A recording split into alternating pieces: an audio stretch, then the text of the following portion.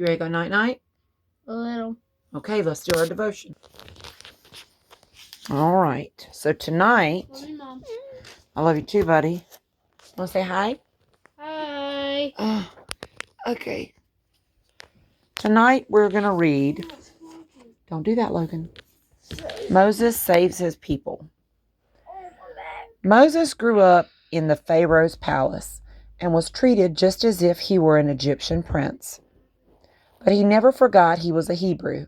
It made him very sad and angry to see how cruelly the Egyptians treated the Hebrew people. One day he saw an Egyptian slave driver savagely whipping a Hebrew man.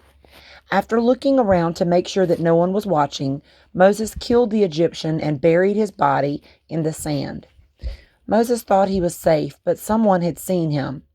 When the Pharaoh heard what Moses had done, he ordered his soldiers to kill Moses.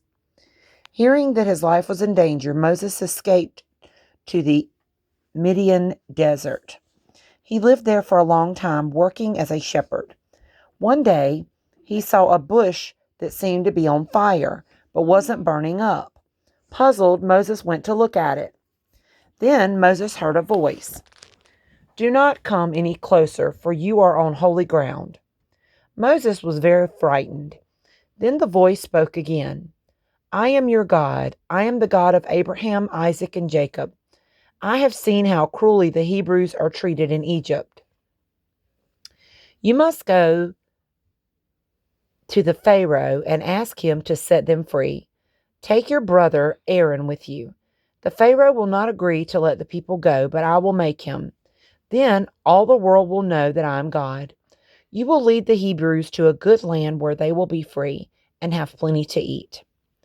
Moses didn't want to go back to Egypt, but he knew he must obey God. He and Aaron went to Pharaoh. "The Lord God of Israel says you must let the Hebrews go free," said Aaron. "I don't know your God. I will not let the people go," answered the Pharaoh. He was so angry, he ordered that the Hebrews were to be made to work even harder than before. Moses was in despair. He prayed to God for help.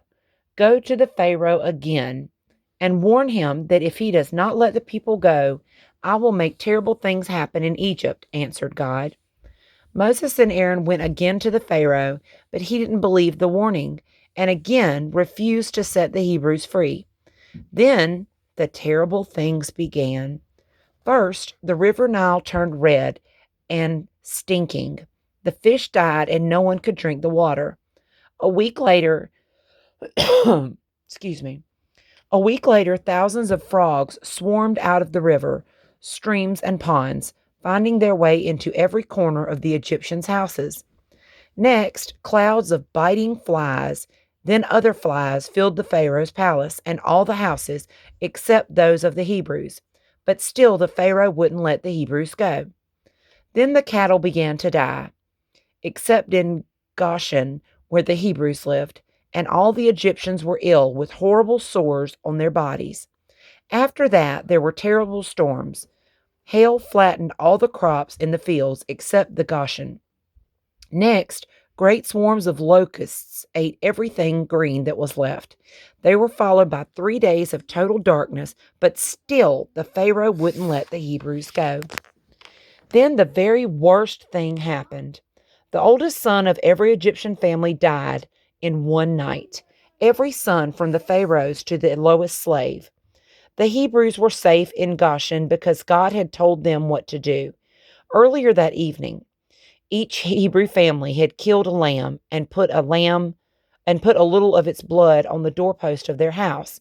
Then they roasted the lamb and ate it with herbs and quickly made flatbread.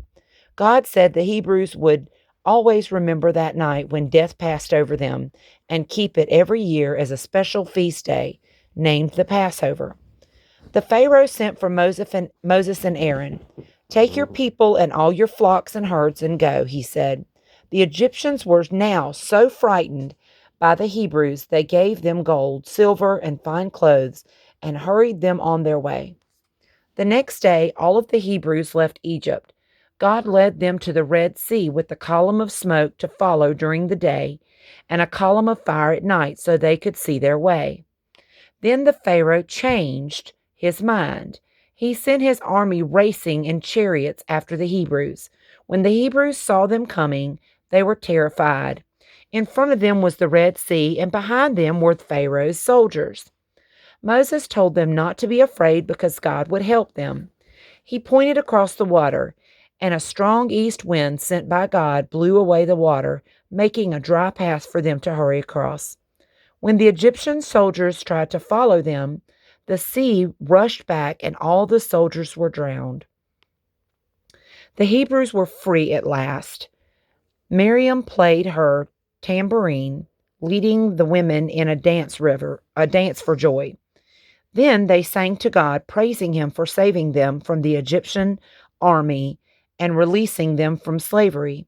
Now they could travel on to the land which God had promised them. Okay. What do you think about that? Mm-hmm. I'm So tired. Moses didn't want to go to Pharaoh, and he didn't want to tell him to release the people, but he obeyed God, didn't he? Mm-hmm. And God protected him and took care of him since he obeyed him. What's the lesson in that, boys? We're always supposed to what? Listen. Listen and obey God, no matter what he tells us to do. And he'll always what? He'll always take what? Take care of us. All we have to do is obey him and he'll take care of us. Okay? Tomorrow night we'll read, what's the name of the next? Watch your little arm, baby. The next one is going to be Moses in the Desert. Okay? This little book is chock full of really good little stories. Mommy remembers some of them from when she was a little kid. I heard them in school. And I heard them in church. I heard them in Bible school. I heard the preacher preach them and teach about them, those stories. Okay, your little hands are a little clammy. All right, say night night. JC Poo, tell them night nights. Night night. All right, love y'all.